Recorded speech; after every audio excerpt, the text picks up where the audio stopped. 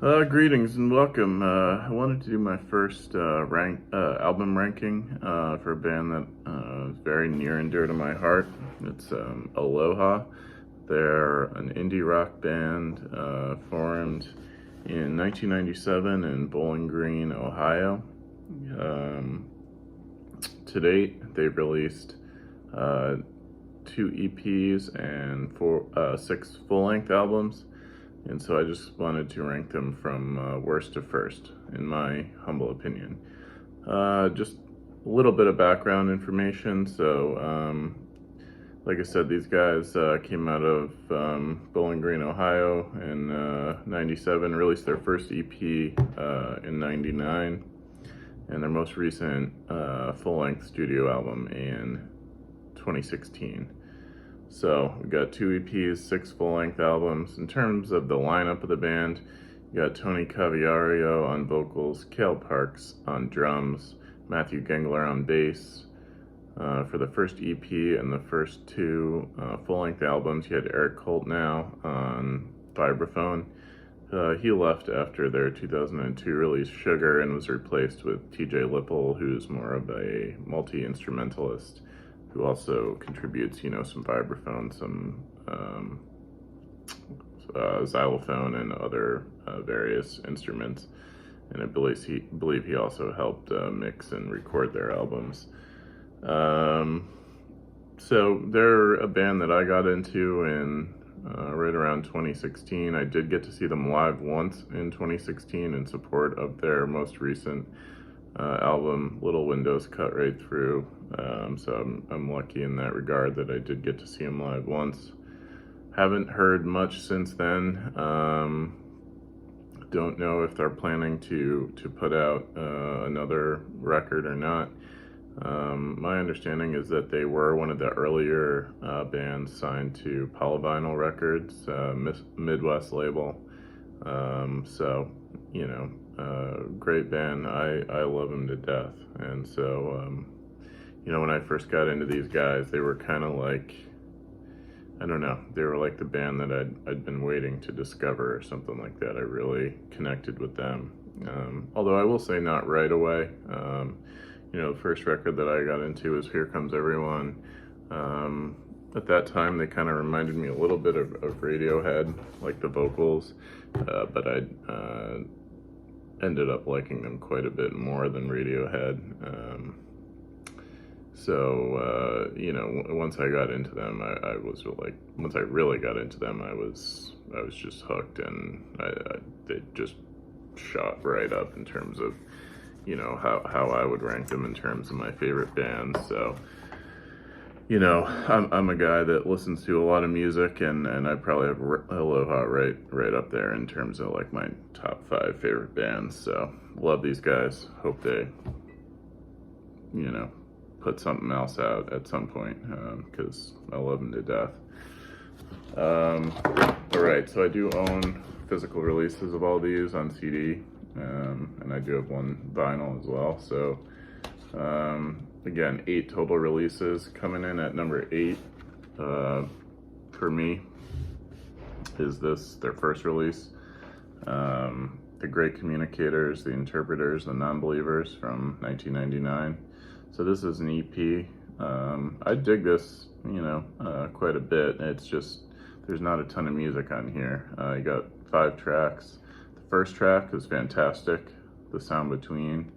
When that first kicks in, I'm getting all kinds of like Bill Bruford vibes from the drums, and yeah, just total, I don't know, like a 70s prog rock pastiche or something, but with their own spin on it vocally, because there's a little bit of like maybe emo kind of vocally sounding things, and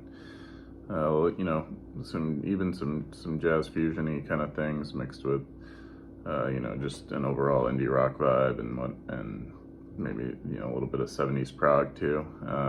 This album's great, but it's kind of short. I think like 3 or 4 of the tracks I really dig. Only one I'm not huge on is the last track, Ayahuasca at Dawn. That's kind of like more of like a soundscapey kind of trip out tune. That's just doesn't really work for me. But everything else on here is pretty good, you know, and it's a kind of a, you know, canary in the coal mine in terms of what was going to come after it. My second least favorite would be Little Windows Cut Right Through from 2016, so this is the most recent release. I do dig this, but mostly on the strength of a few tracks that I really like. In fact, I would say Flight Risk is my favorite Aloha track of all time. Absolutely love that track. It just moves me. You know, the lyrics, I'm not exactly sure a lot of times what they're talking about with a lot of their lyrics, because they're a little bit maybe esoteric or kind of, you know, unclear, I guess, what they're getting at, but I don't know, for some reason that one just really moves me. And I also love Moon Man and Ocean Street. The single, Signal Drift, was also pretty good.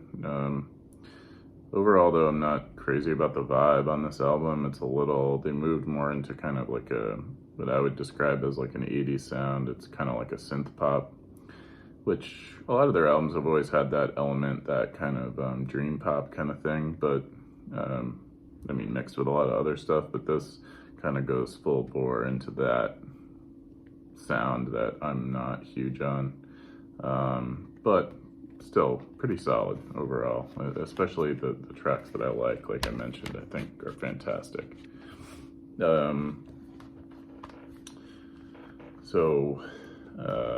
Number 6 for me would be this full-length album, Here Comes Everyone. This was like kind of the album that got me into them, because there's a few tracks on here that I really love.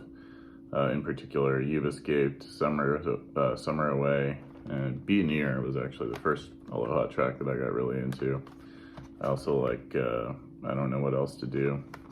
So some really solid tracks on here that I really connect with, and some stuff that's not as great. I think the first half of this album's awesome. Second half, for me, tails off a little, gets a little sleepy.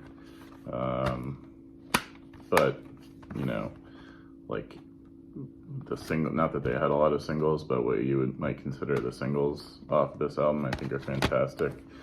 This is the only one that I do own on vinyl.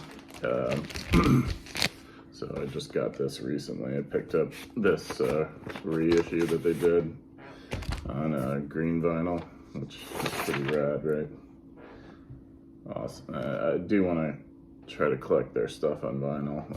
I saw this one floating around on Discogs. It was like, I had to get it. Green's my favorite color, and yeah, it's badass. Good album, very solid. Coming in at number 5 for me is going to be Lightworks. This is their second EP. So you got 7 tracks on here. I am in love with the cover art of this album. I absolutely love it. It might be my favorite cover art of all time, and I don't know if I could explain why. Just look at it. I mean, it's fucking awesome. I love it. But yeah, this is the kind of thing that I wouldn't normally be into, because it's kind of a little more acoustic guitar, kind of almost sounds a little singer-songwriter-y, I would say. But I don't know, the melodies are just so strong. It's one of those albums that I just listen to over and over again, and it's not the kind of thing I'm usually into, but I just connect with it. I always have. Body Buzz, Broken Light, Passengers, and Gold World are the highlights for me, which is, you know, more than half of the tracks, so love it. Great album. Great EP, I should say. Next, so getting into my top 4, this is my 4th favorite. This is That's Your Fire. I don't know if I've been saying the years, by the way. This is from 2007, Lightworks. Here Comes Everyone was 2004. So this album was the one after Eric Coltnell left the band. This is their first one that they put out. This was 2007. That's Your Fire. This is the first full-length album. So this is from 2000. You got 10 tracks on here, and It's, from what I read, it was partially recorded live, or partially like cobbled together from live performances and partially studio tracks. So it is a little rough around the edges, but I really love this album. It's kind of got the most, to me, it's got the most fusion-y sound to it, I would say, because it's, you know, I would say the vibraphone is pretty up front in the mix. The first three tracks, Last Night I Dreamt, You Slept Beside Me, Ferocious Love, and Don't Sleep, are all fantastic, and they all kind of blend together into like one long track. Great stuff. One track at first I was not that into, Heading East, and is now, I love it. I believe it's the longest track in their catalog. It's like 9 minutes long. But yeah, great tune. And with the lights out, We Sing and Sky High, the two closing tracks, awesome. Yeah, one thing with Aloha, generally their closing tracks on the albums are awesome, and this is certainly no exception. Sky High, great tune. Like I said, it's maybe not for everyone because it's a little, I would say, more on the experimental side, but I love that album. All right, top three.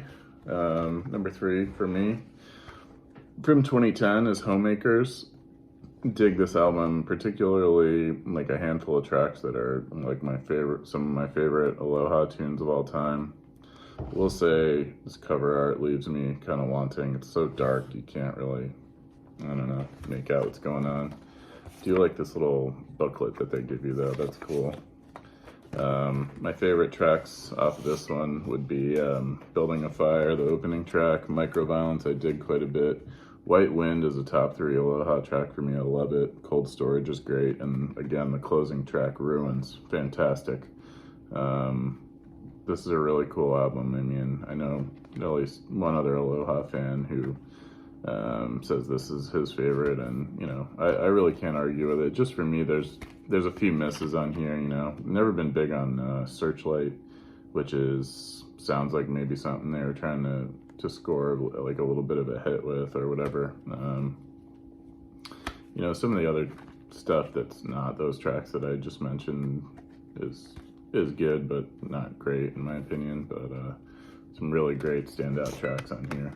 Really great album overall. Number 2 for me is gonna be Some Echoes. Homemakers, by the way, is 2010. Some Echoes, this is the one prior to Homemakers from 2006. This album is just strong from front to back. I mean, there's really not any misses on here for me. You know, there might be like kind of a shorter track, like maybe Big Morning, or you know, I don't know, maybe If I Lie Down is a little sleepy, but for the most part, every track on here is good. In particular, I like Brace Your Face, Your Eyes. Ice Storming is like a fantastic ballad, really beautiful song, love it. Come Home's great. Summerlawn,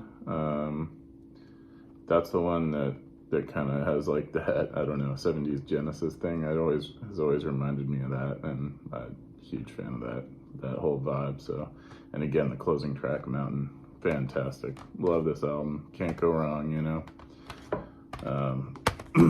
Yeah, love this cover art too. It's not going to come out great on this camera because of the glare. Maybe if I take this bad boy out of here, you can see it a little better. But yeah, I don't know, something about this cover art's always kind of done it for me too. Great album. And then, pardon me, number 1. Yeah, this is the one right here, Sugar, 2002. This is, in my opinion, where they kind of put it all together. I like this little insert, this little shot of the band playing live. It just kind of captures like what I think of when I think of Aloha from around this period. Eric Holt, now the vibraphone player, is still in the band. Really like got a jazzy vibe to it, got some 70s prog vibe to it, but great melodies too. You know, a little bit of that emo-y thing kind of running through it. There's really not a bad track on here, but the standouts for me would be They See Rocks, Let Your Head Hang Low, Bawling Phase, I Wish No Chains Upon You. That one, there's this one part in the middle of that tune where Tony just cuts loose on the vocals, and it's just And We Get Down, the last track. Absolute burner. Love it. So this is the one, you know, this is like, I've always debated, you know, what my favorite Aloha album is, but as I've listened to them more and more over the years, this is it, Sugar from 2002. So, you know, you gotta be the right kind of, you know, it's probably not, like, if you're more of a indie rock kind of person, you might like some of the later stuff, but this one, if you're more into like a little bit of proggy, fusion-y kind of stuff, and you can, you know, are good with like longer instrumental sections and stuff like that, this is great. So yeah, great band. Thanks to my bud Chris who put me onto these guys. Man, they're fantastic, and they kind of slipped through the cracks a little, I feel like, you know. I don't know that they ever got a whole lot of recognition or much of a you know, a sizable fan base, but I was kind of feel like the name didn't really help them out. Aloha, you know, it makes you think of like some kind of island band or a band from Hawaii or something like that, which these guys are not. They're from the Midwest.